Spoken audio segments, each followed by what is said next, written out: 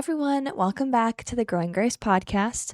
On today's episode, I am going to be continuing my series on the names of God. And for today's episode, I am focusing on the name Elohim, which means the creator and the judge of the universe.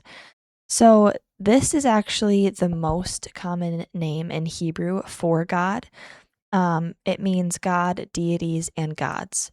And so, grammatically, Elohim is plural in Hebrew, as I just shared, but it is typically paired with singular verbs when referring to our one true God. And Elohim being plural kind of hints at the Holy Trinity, hints at the Father, Son, and Holy Spirit being three in one, which is talked about and explained in the New Testament. So the first time we see Elohim being used is in Genesis 1. And I'm going to read verses 1 through 28. It says, "In the beginning, God, or Elohim, created the heavens and the earth. The earth was formless and empty, and darkness covered the deep waters, and the Spirit of God was hovering over the surface of the waters. Then God said, 'Let there be light,' and there was light. And God saw that the light was good. Then he separated the light from the darkness. God called the light day, and the darkness night. And evening passed, and morning came, marking the first day. Then God said, 'Let there be space between the waters, to separate the waters of the heavens from the waters of the earth.' And that is what happened. God made the space to separate the waters of the earth from the waters of the heavens. God called the space sky. And evening passed, and morning came, marking the second day. Then God said, 'Let the waters beneath the sky flow together into one place, so dry ground may appear.' And that is what happened. God called the dry ground land, and the waters seas. And God saw that it was good. Then God said, 'Let the land sprout with vegetation, every sort of seed-bearing plant, and trees that grow seed-bearing fruit. These seeds will then produce the kinds of plants and trees from which they came.' And that is what happened. The land produced vegetation, all sorts of seed-bearing plants, and trees with seed-bearing fruit. Their seeds produced plants and trees of the same kind, and God saw that it was good. And evening passed, and morning came, marking the third day. Then God said, 'Let lights appear in the sky to separate the day from the night. Let them be signs to mark the seasons, days, and years. Let these lights in the sky shine down on the earth.' And that is what happened. God made two great lights, the larger one to govern the day, and the smaller one to govern the night. He also made the stars. God set these lights in the sky to light the earth, to govern the day and night, and to separate the light from the darkness, and God saw that it was good. And evening passed, and morning came, marking the fourth day. Then God said, 'Let the waters swarm with fish and other life. Let the skies be filled with birds of every kind.' So God created sea creatures and every living thing that scurries and swarms in the water, and every sort of bird, each producing offspring of the same kind. And God saw that it was good. Then God blessed them, saying, 'Be fruitful and multiply. Let the fish fill the seas. Let the birds multiply on the earth.' And evening passed, and morning came, marking the fifth day. Then God said, 'Let the earth produce every sort of animal, each producing offspring of the same kind, livestock, small animals that scurry along the ground, and wild animals.' And that is what happened. God made all sorts of wild animals, livestock, and small animals, each able to produce offspring of the same kind. And God saw that it was good. Then God said, 'Let us make human beings in our image, to be like us. They will reign over the fish in the sea, the birds in the sky, the livestock, and all the wild animals on the earth, and the small animals that scurry along the ground.' So God created human beings in his own image. In the image of God he created them. Male and female he created them.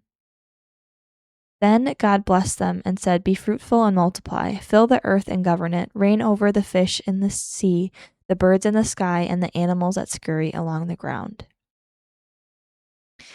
And in that just chunk of chapter 1, we can just see that God created everything.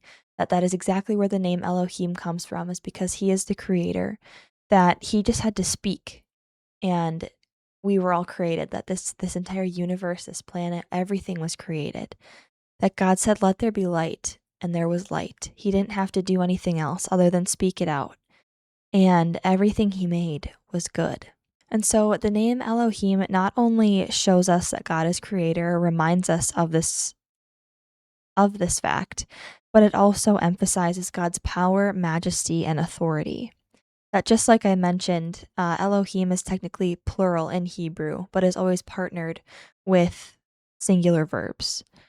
And there was examples of that too in the verses that I just read. But it just shows us that he has all the power, he has all the authority. And so the next verse I'm going to read is Psalm chapter 19, verse 1. And it says, "The heavens proclaim the glory of God, the skies display his craftsmanship." That God is an artist, that in every sunrise, every sunset, in all creation, we can see God's craftsmanship. That he took his time making the earth, that we can, as I just read once again, that he took it day by day, that he didn't rush anything, that even though he lives outside of time, he still took his time making everything. The next couple verses I want to read are in Jeremiah. It's Jeremiah chapter 32, verses 17 through 19, which say, "O sovereign Lord, you made the heavens and earth by your strong hand and powerful arm. Nothing is too hard for you. You show unfailing love to thousands, but you also bring the consequences of one generation's sin upon the next. You are the great and powerful God, the Lord of heaven's armies. You have all wisdom and do great and mighty miracles. You see the conduct of all people, and you give them what they deserve." And once again, it's not really in question that we all know that God created the heavens and the earth. That if you are a believer, that you know that is factual, and that is, there's no such thing. That's way too big of a coincidence for anything other than God, all powerful being, to create life as we know it. But in these couple verses, it also reminds us that God is the judge of the universe, that it says that he brings consequences and he gives people what they deserve. And even though he loves us, as I've talked about before on this podcast, when you truly love someone, you do have to give them consequences when they're wrong, and you do have to show them the right way. And so it's exactly what God does for us as well. And the last couple verses I want to read are in Colossians. It's Colossians 1, verses 16 through 17, which say, "For through him God created everything in the heavenly realms and on earth. He made the things we can see and the things we can't see, such as thrones, kingdoms, rulers, and authorities in the unseen world. Everything was created through him and for him. He existed before anything else, and he holds all creation together." That these verses remind us that not only did God create everything, but he is still the creator of life. That he still is creating things, he's still doing miracles. He is holding all creation together. That without him, this world wouldn't exist. And if he wasn't still in this world would cease to exist. And so this episode is going to be a little bit shorter, but I just want to give you guys some time. And my challenge for you all this week is to thank God for a different part of his creation, to truly sit and reflect, whether it's waking up early and seeing a sunrise, whether it's going out and seeing a sunset, whether it is just walking outside and hearing the birds chirp and taking in the fresh air. No matter what it is, just thank God for his creation and focus on a different aspect of creation throughout your week this week. So thank you all so much for watching, and I will see you all next week. Bye!